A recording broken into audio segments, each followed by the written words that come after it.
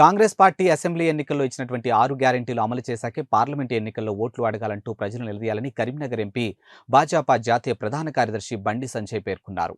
కోడిమాల్య మండలంలోని నాచుపల్లి, కోడిమాల్య, చెప్యాల, నల్గొండ గ్రామాల మీదుగా ప్రజాహిత పాదయాత్ర కార్యక్రమం నిర్వహించారు. ఈ సందర్భంగా కోడిమాల్యలో మాట్లాడుతూ పార్లమెంట్లో వినోద్ కుమార్ నిరంతరం మాట్లాడారని చెబుతున్నటువంటి కేటీఆర్ ఆయన సాధించిందేంటో చెప్పాలని ప్రశ్నించారు. జగిత్యాల, కరీంనగర్, వరంగల్, ఎల్కతుర్తి, సిద్దిపేట రోడ్లకు వినోద్ కుమార్ నిధులెందుకు తేలేదని విమర్శించారు. దేశంలో అల్లర్లు సృష్టించే పీఎఫ్ నేతలకు పోటీ పడే కాంగ్రెస్, బీఆర్ఎస్ నేతలు నిధులు సమకూర్చిన చరిత్ర అని ఆరోపించారు. ఇక కోడిమాల్యలో పోచమ్మ ఆలయానికి 5 లక్షలు మంజూరు చేస్తున్నట్లు ప్రకటించారు. పార్టీ జిల్లా అధ్యక్షులు కె సత్యనారాయణరావు, మాజీ ఎమ్మెల్యే శోభ, రవీందర్ రెడ్డి, పద్మ, రాకేష్ పాల్గొన్నారు. అనంతరం మాల్యాల మండలంలో చేపట్టినటువంటి ప్రజాహిత యాత్రలో బీజేపీ పార్టీ శ్రేణులు ఉత్సాహంగా పాల్గొన్నారు. ఈ సందర్భంగా సంజయ్కు మహిళలు, యువకులు ఘన స్వాగతం పలికారు. మండలంలోని తాటిపల్లి గ్రామంలో యాత్రను ప్రారంభించి లంబాడిపల్లె, తక్కలపల్లి, మాండ్యంపల్లి, మాల్యాల, ముద్దుట్ల, పోతారం గ్రామాల మీదుగా కోడిమాల్య మండలానికి వెళ్లారు. ఇక యాత్రలో భాగంగా ఆయా గ్రామాల్లోని అంబేద్కర్, శివాజీ, తెలంగాణ తల్లి విగ్రహాలకు పూలమాలలు వేసి నివాళులు అర్పించారు.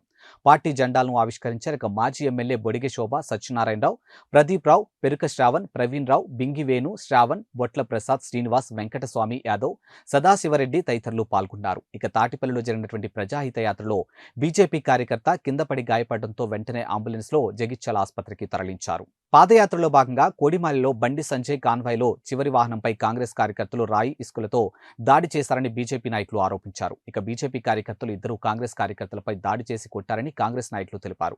దీనిపై కాంగ్రెస్ నాయకులు ఇచ్చినటువంటి ఫిర్యాదు మేరకు కేసు నమోదు చేసి దర్యాప్తు చేస్తున్నట్లు మాల్యాల సీఐ నీలం రవి, ఎస్ఐ సందీప్ తెలిపారు.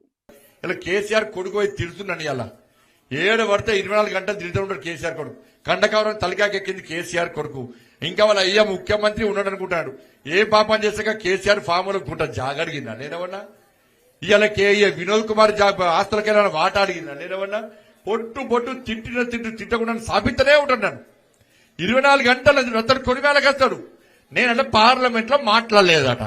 మరి ఆయన ఒకటి వినోద్ కుమార్ అంటే వస్తాడు పచ్చి అడుగునే ఆయన వస్తే ఆయన పార్లమెంట్ లో మాట్లాడినాడు. బాగా తెలుగుతాడు. ఈ టీవీ మొదలంతా తెలివారట. పార్లమెంట్ లో బాగా మాట్లాడిండట ఆయన. నేనంటే ఏం మాట్లాడలేదట. మరి పీకుడు ఆయన మాట్లాడే పార్లమెంట్ లో మాట్లాడితే మరి ఈ రోడ్ల పైసలు ఇచ్చిందాక ఈ రోడ్ల పైసలు ఇచ్చిండా? ఈ కరీంనగర్ జగిత్యాల రోడ్డు పైసలు ఎవరు తీసుకొచ్చారు? 2000 కోట్ల రూపాయలు నేను పట్టుకొచ్చిన, ఆయన పట్టుకొచ్చిండా? 10 సంవత్సరాల పార్లమెంట్ లో బాగా పీకుడు మాట్లాడినావు కదా కేసీఆర్ కొడుకా, నువ్వు చెప్తున్నావు కదా ఈ జగిత్యాల కరీంనగర్ రోడ్ల పైసలు 10 సంవత్సరాలు ఎందుకు పట్టుకురాలే? నేను పట్టుకొచ్చినాక 2000 కోట్ల రూపాయలు. కరీంనగర్, వరంగల్ పనులు నేను ప్రారంభించిన 2000 కోట్లు పట్టుకొచ్చిన నరేంద్ర మోడీ గారితో వరంగల్ ప్రారంభించినాం. మరి 10 సంవత్సరాల పార్లమెంట్ లో బాగా మాట్లాడిన వ్యక్తి ఈయన వరంగల్, కరీంనగర్, వరంగల్ రోడ్డు పైసలు ఎందుకు పట్టుకురాలే? ఇలా ఎలుకతుర్తి, సిద్దిపేట 500 కోట్లు నేను పట్టుకొచ్చిన పనులు స్టార్ట్ చేసినాం. మరి ఆ పైసలు ఇన్ని రోజులు ఈయన మేధావి ఎందుకు పట్టుకురాలే? కరీంనగర్ లో గేట్ పడతాక రైల్వే గేట్ పడితే 30 సంవత్సరాలే. పేదలు హాస్పిటల్కి వస్తారు, అంబులెన్స్ అందరు చచ్చిపోతున్నారు, అర్జెంట్ పన్నులు చచ్చిపోతున్నాడు. 30 సంవత్సరాల నుంచి వీళ్ళు ఏం పట్టించుకోలే. నేను మొన్న గెలిచినాక 154 కోట్ల రూపాయలు పట్టుకొచ్చి రైల్వే పనులు ప్రారంభించినాం. 154 కోట్ల రూపాయలు పట్టుకొచ్చిన మొన్న. నేను పట్టుకొస్తే ఏమన్నా ఢిల్లీకి పోయి చూసి టక్కడ కొబ్బరికాయ ఒకటి పీకి రాపా. నేను కరీంనగర్ నుంచి రోడ్డు పట్టుకొస్తే నేను లేనప్పుడు కొబ్బరికాయ ఒకటి పీకి రాపా.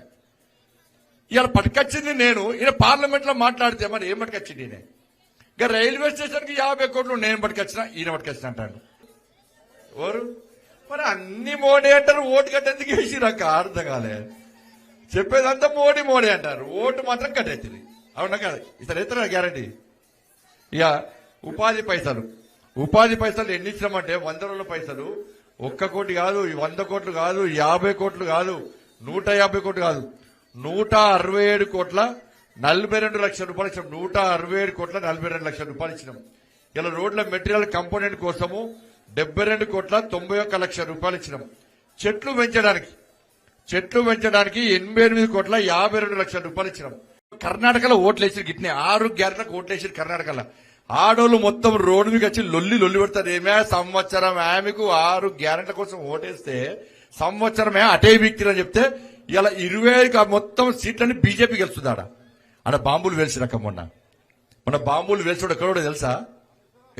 బాంబులు వేసినాడు మన జగిత్యాలోడు పిఎఫ్ఓడు పోయి కర్ణాటకలో బాంబులు వేల్చిండు. జగిత్యాలోడు పోయి దేశం మొత్తం బాంబులు వేలుస్తున్నారు. జగిత్యాల మనదే కదా, ఈ పక్కకున్న కూడా కేసీఆర్ దొరకవట్లే. వాళ్ళ పైసలు ఇచ్చిర్రు, ఆ బాంబులు వేసే వరకు పైసలు ఇచ్చారు. టీఆర్ఎస్ వాళ్ళు పైసలు ఇస్తే టీఆర్ఎస్ వాళ్ళు ఇస్తారా, మేము ఇద్దానికి కాంగ్రెస్ వాళ్ళు ఇచ్చారు పైసలు. బాంబులు వేల్చడానికి పైసలు ఇస్తారు, మన సర్వనాశనం చేసే పైసలు ఇస్తారు, మన దేవులను తిట్టడంలో పైసలు ఇస్తారు. కానీ మన పేదలకు మాత్రం ఇండ్ల కోసం పైసలు దొరికాయి, వాళ్ళకు పెన్షన్ల కోసం పైసలు దొరికాయి, పేదోళ్ళకి ఇద్దామంటే పైసలు దొరికాయి. బాంబులు వేల్చడంలో మాత్రం పోటీ పడి జగిత్యాల కాంగ్రెస్ వాళ్ళు బీఆర్ఎస్ వాళ్ళు పైసలు ఇచ్చి వీళ్ళు పైసలు ఇచ్చి పెంచితే వాడు పోయి కర్ణాటకలో బాంబులు వేల్చింది అలా. గిది వీళ్ళ పరిస్థితి అలా. అందుకే ఇలా ఎవరు గెలవాలన్నా, ఎవరికి న్యాయం జరగాలన్నా మన నరేంద్ర మోడీ ప్రధానమంత్రి కావాలి. నరేంద్ర మోడీ ప్రధానమంత్రి కాకుండా మన బతుకులు బాగుపడేక